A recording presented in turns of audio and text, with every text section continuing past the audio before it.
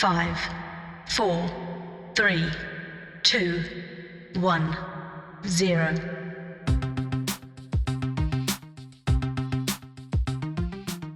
Welcome to a brand new episode of the FIRST Tech Challenge podcast series for FRC Benelux. And today at my table I have Daniela Dimova. Welcome, Daniela. Hello, good to be here. Daniela, for the people in the audience who are unfamiliar with you, can you please introduce yourself? I'm Daniela and I have been working for FIRST for about 10 years now. I started with a role in the first robotics competition, and I have been on this amazing journey ever since then. So how long was that ago? 10 years. Coming up in 2 months, it's going to be 10 years. Okay, and you are currently living in the US. And correct. Can you tell the audience, where do you live?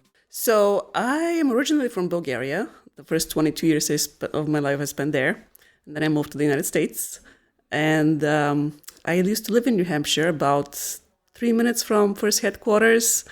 And in 2017, I moved to Rhode Island, which is about 2 hours south, for a family, to start a family. And now you work remote from your home? Yes. A lot of FIRST staff is working remote right now after COVID. We were working quite successfully from home, so we're continuing to do that now, and everybody's happy. So you've been with FIRST for already 10 years, and your role might have developed over the years. Can you tell me how you started and where are you now? So I didn't know anything about FIRST before I started. It literally happened quite by chance. I was driving down the road in Manchester, New Hampshire, which is where FIRST headquarters is located, and they had one of the last regionals over there before they transitioned to a different model. So I saw a banner that said, "Come see your robots." So I went in and I said, I need to get a job in here. And 2 months later, I was hired. I was the international coordinator for FIRST robotics competition. So I helped develop the regionals in Australia, Turkey, China, Mexico. I claim that as my own responsibility, with the blood, sweat, and tears of the local partners, because they're really the ones doing the job and fighting in the trenches every day. After FIRST robotics competition, FIRST was going through some restructuring models, so we started a brand new department, which is called Global Field Operations, and I was poached pretty much from FIRST robotics competition to start working for a new leader, which was an amazing journey. And right now, I'm the operations manager for Europe and Middle East for FIRST Robotics and FIRST Tech Challenge. I'm unfamiliar with the term "I was poached." What does that mean? Poached means when you're kind of picked out of a bunch and you're like, this is your new role now.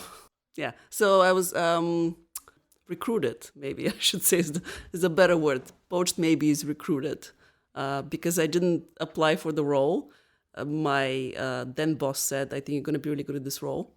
And she was right. Okay. How did this new role change you? And how did FIRST change you as a person? FIRST definitely made me a better person, because when you see good, you do good. And when you're surrounded by such an amazing community that truly feels like a family, it is really welcoming, and it is really inspiring. And I have met the most amazing people, and I'm really grateful for my journey with FIRST. That's really the one thing that I can say is gratitude. Because without FIRST, I would have never met these amazing adults and students and volunteers. And it has been a truly magical journey for me. Yeah, I'm convinced that there are many magical moments. Can you mention one or two?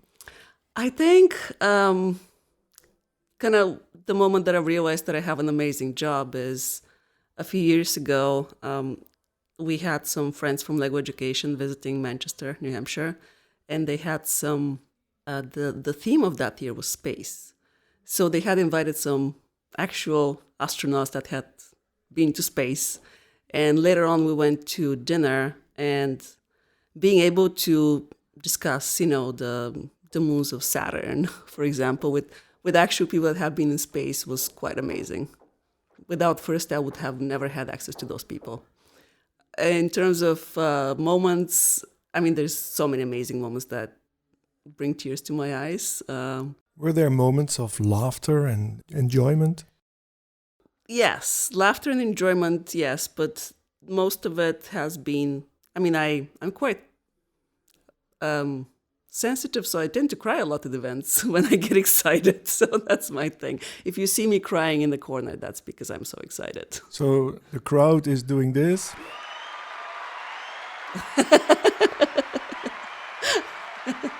This is the crowd, and then you are crying. I am, yes. I'm happy to admit it. Do you talk to teachers at school? I don't directly talk to teachers. My role is more talking to partners. They're the ones who are actually going to the school and convincing kids and teachers to join. But my role, I'm not really exposed to teachers directly. Okay. And you do talk to partners or partners to be, and yes. Then you explain them what FIRST is. And that's then, correct. Yes. Okay. Well, I have some good news for you, because I have someone calling. And it might be nice if you can just give a piece of advice to partners or partners to be. Why is FIRST so good? FIRST is, so let me start with this. There are a lot of robotics competitions out there. Especially after COVID, there has been a lot of kind of programs coming out. But what makes FIRST different and what makes us into our own category is the values that we have. Not a lot of programs are going to teach kids about gracious professionalism or cooperation. That makes us stand in our own really kind of corner of the world. But also FIRST is the best kept secret, as our former president used to say, Don Bossi, because it's such an amazing program, but not a lot of people know about it. Once people find out about it, they're hooked for life. But the trick is, how do we kind of make FIRST more mainstream? Because it is making kids better people. And really, everybody involved in FIRST is a better person. Yeah. Today we are together in Eindhoven. We are at a school, and the name of the school is St. Lucas. Today are the Benelux finals, and a lot of teams are competing. Is it true that your experience with the FIRST Tech Challenge is less than your experience with the FIRST Robotics competition? 100%, yes. This is my first Tech Challenge, like standalone event. I have been to quite a few FIRST Robotics events, but this is my first ever standalone FIRST Tech Challenge event, and it's awesome. It is. I'm very happy to be here. Yeah, and you just mentioned that FIRST is the best kept secret, and one of the reasons might be that FIRST Tech Challenge is easier than the FIRST Robotics competition, easier to start a team. That's correct. Yes, the entry level is, yes. FIRST Robotics competition can be quite daunting because it entails a much bigger robot, more challenging coding. However, I find that FIRST Tech Challenge is the program that is the most suitable for international implementation, because the robots are smaller, the fields are smaller, and there isn't so much logistics involved. However, the kids still get the same benefit from FIRST Tech Challenge as they do from FIRST Robotics, in a sense of like they're still exposed to all the values of FIRST. And FIRST Robotics, there's something to look forward to, but even if they don't do FIRST Robotics, it is still okay. It's perfectly okay. As long as you did something within FIRST, that is enough. There's one important question that I forgot to ask you when I asked you, please introduce yourself to the audience. Maybe you do not work alone. Maybe you can tell us who you work with. So I have, we basically, the world is split up in several parts. And I work with colleagues that handle, the other parts of the world. My area is Europe and Middle East. So I handle pretty much communication with all the partners there. And my day-to-day job is talking to the partners. And that's why I have the best job. And do you travel a lot? I do. Before COVID, I would have like 6 or 7 events a year that I would travel to internationally. Now, actually, Eindhoven is my first event after COVID, international trip. So it's quite amazing. Imagine that you are a fairy. And that you can change something in the educational system or something in society. I would change in the educational system, I would say invest to the ministries of education around the world, because that's a crucial time in children's development. And if you get them on the right path, you are going to have gold. Your nation and your companies are going to have the best talent coming out from literally your backyard. You just have to invest in the kids. In your opinion, what is the most crucial skill that FIRST teaches our students? The most crucial skill that the kids get, in my opinion, is critical thinking. The ability to question the world around you and the ability to extract information from different sources so that you come to your own truth. And nations need critical thinkers. Otherwise, people are going to be more easily manipulated mentally.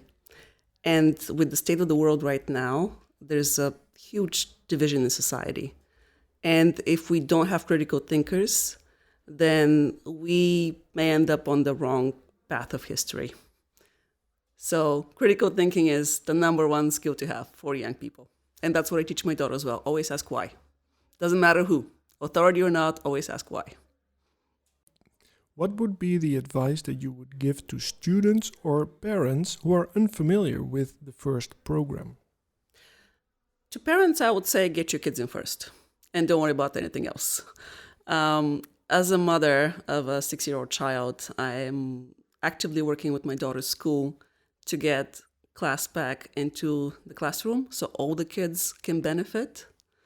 And to the kids, I would say, be brave, be safe, and have fun. If someone in the audience would like to contact you, how can they reach you? The best way to contact me would be email, and you can email global field operations, or one word, at firstinspires.org. Okay. One of my final questions is always, do you listen to other podcast series? I do. I listen to a podcast called Very Well, which deals with mental health, because that is extremely important to me. I have a keen interest in psychology and also quantum physics. So I've been told that you have a real nice transportation.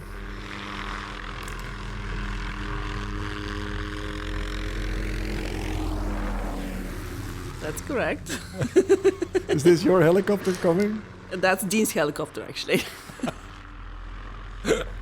Okay, awesome. Thank you.